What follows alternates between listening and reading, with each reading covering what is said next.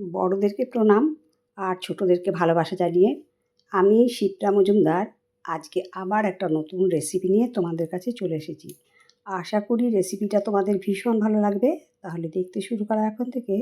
আজকে আমি তোমাদেরকে কী দেখাতে চলেছি। দেখো বন্ধুরা, আমি এখানে কয়েকটা পটল আর দুটো আলু নিয়ে নিয়েছি। পিলারের সাহায্যে আলুর খোসাটা প্রথমে আমি ছাড়িয়ে নিচ্ছি। আজকে পটল আর আলু দিয়ে গরমের উপযুক্ত একটা হালকা পাতলা মাছের ঝোলের রেসিপি তোমাদেরকে তৈরি করে দেখাবো। আলুগুলো ছাড়ানো হয়ে গেছে, এবার পটলগুলোকেও একটু খোসা রেখে রেখে ছাড়িয়ে নিচ্ছি। প্রত্যেকটা পটলকে আমি এইভাবে ছাড়িয়ে নেব। গরমকালে এরকম হালকা পাতলা মাছের ঝোল খেতে কিন্তু ভীষণ ভালো লাগে আর শরীরটাও বেশ ভালো থাকে। এখন গরম ভীষণ পরিমাণে পড়ে গেছে, তাই বেশি রিচ না রান্না করে এরকম হালকা পাতলাভাবে আমরা বাড়ির সবাইকে রান্না করে দিতে পারি।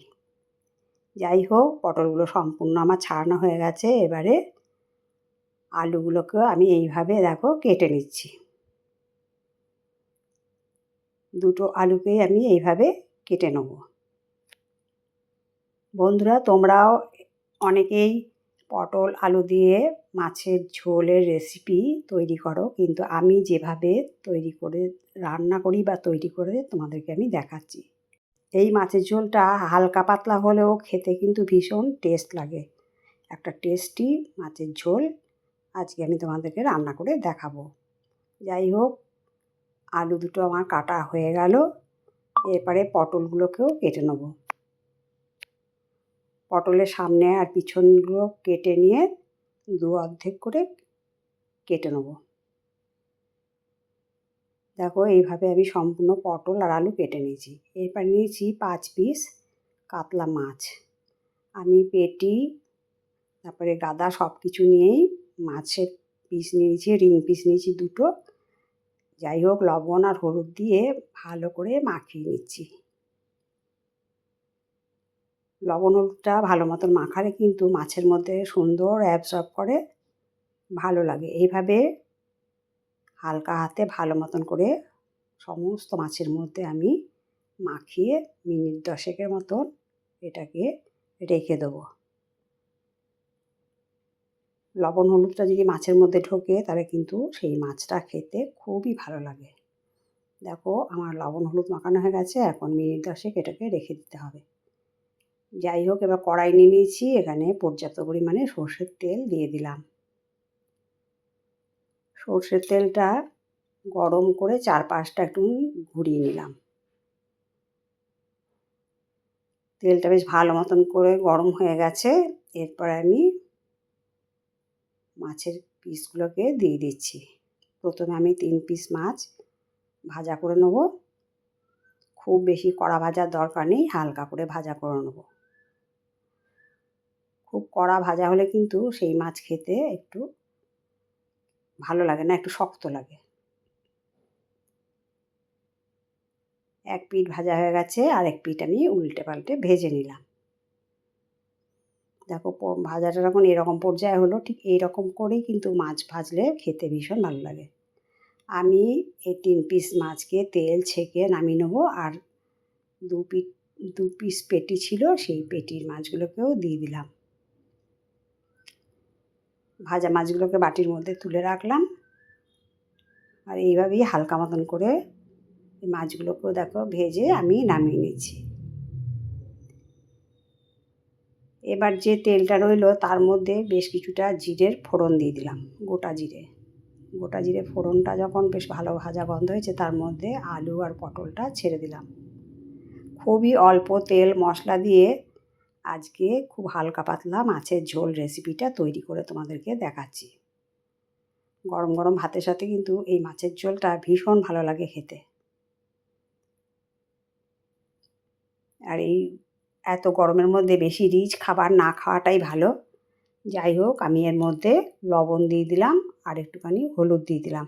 1/2 চামচ লবণ আর 1/2 চামচ হলুদ দিয়ে খুন্তির সাহায্যে ভালো মতন করে ওপর নিচ নাড়িয়ে চাড়িয়ে এটাকে ভেজে নেব।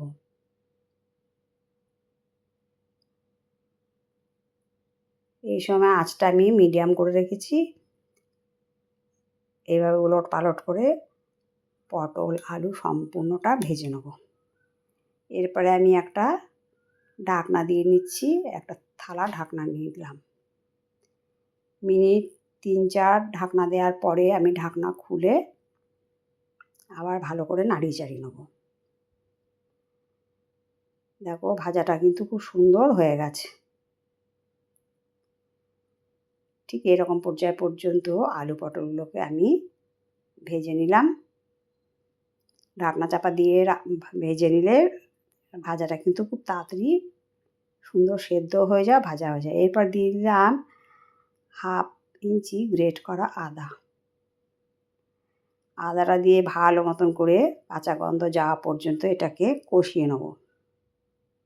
আমি খুব শর্টকাট প্রসেসেই আজকে রান্নাটা তোমাদেরকে করে দেখাচ্ছি। এরপর নিয়ে নিচ্ছি একটা মাঝারি সাইজের টমেটো। ওটাকে দেখো একটু লম্বার দিকে কেটে নিয়েছি, একটু মোটা মোটা পিস করে। খুব বেশি গলিয়ে দেবো না, ওই টমেটোগুলো যদি গোটা গোটা থাকে খেতে কিন্তু ভীষণ ভালো লাগে। এরপরে দিয়ে দিলাম আমি এখানে 1.5 চামচের মতন জিরের গুঁড়ো, আর দিয়ে দিলাম 1/2 চামচের মতন লাল লঙ্কার গুঁড়ো, আর একটুখানি কাশ্মীরি লাল লঙ্কার গুঁড়ো দিয়ে দিলাম, ওটাকে একটু কালারটা সুন্দর হওয়ার জন্যে। দিয়ে একটু জল দিয়ে দিলাম যাতে না মশলাগুলো পুড়ে যায়। দিয়ে ভালো মতন করে খুন্তি দিয়ে নাড়িয়ে চাড়িয়ে এটাকে আবার ভালো মতো কষিয়ে নেব। কষানোটা যত ভালো হয় রান্নার টেস্ট তত বেড়ে যায়। দেখো জলটা সম্পূর্ণ শুকিয়ে গেছে, এরপরে তেলও বেরিয়ে এসছে, কষাতে কষাতে সুন্দর তেলটা ছেড়ে গেছে। এবার খুন্তি দিয়ে নাড়িয়ে চাড়িয়ে ভালো মতন করে কষিয়ে নিয়ে এবারে পরিমাণ মতো জল দিয়ে দেবো।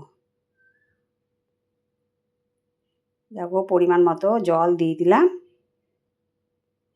টমেটোগুলো তোমরা দেখতে পাচ্ছ আমি ঠিক এই পর্যায় পর্যন্ত টমেটোগুলো কিন্তু কষিয়ে নিয়েছি, খুব বেশি কিন্তু সেদ্ধ করে গলে যায়নি।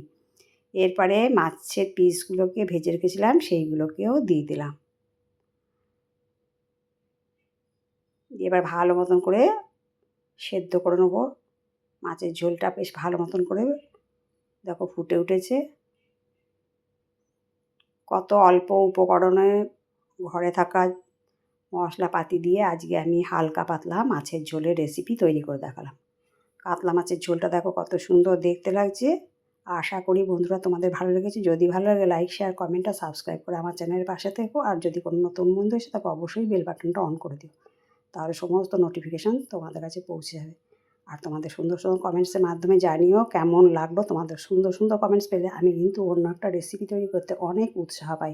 তাহলে বন্ধুরা আজ এই পর্যন্ত রাখি, অন্য কোনো দিন অন্য কোনো রেসিপিতে আবার দেখা হবে। কেমন? টাটা।